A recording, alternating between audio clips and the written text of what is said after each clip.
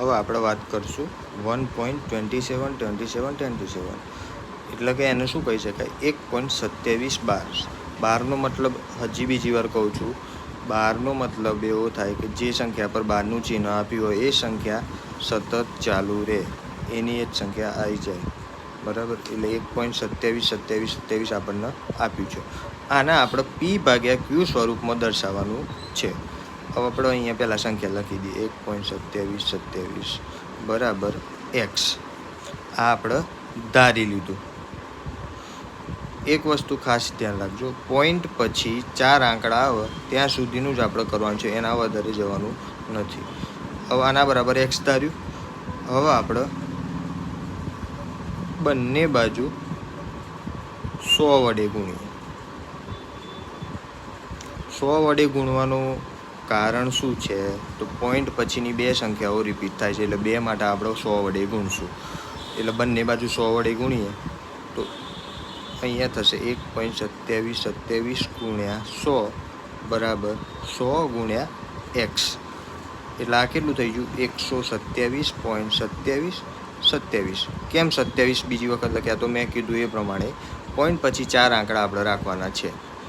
તો અહીંયા કેટલું થઈ ગયું 100x હવે 100x આ બાજુ અને આ બાજુ કરી દઈએ એટલે 100x બરાબર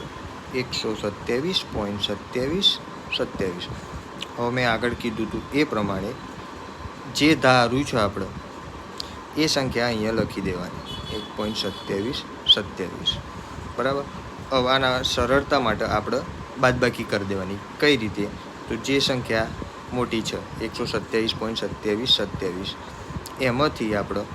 જે પ્લસ કર્યા છે એ માઇનસ કરવાના છે 1.27 0 0 0 0 6 2 1 એટલે આ કેટલા થઈ ગયા 126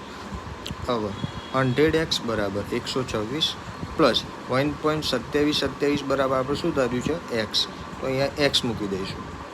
100x એક્સ આ બાજુ લે એટલે માઇનસ એક્સ થઈ જાય આ 126 એટલે આ 100માંથી એક એક્સ જાય એટલે 99x વધે અને આ 126 તો એક્સ બરાબર 126 ભાગ્યા 99 હજુ આનું અતિસંક્ષિપ્ત રૂપ કરવું હોય તો જોઈ લો આના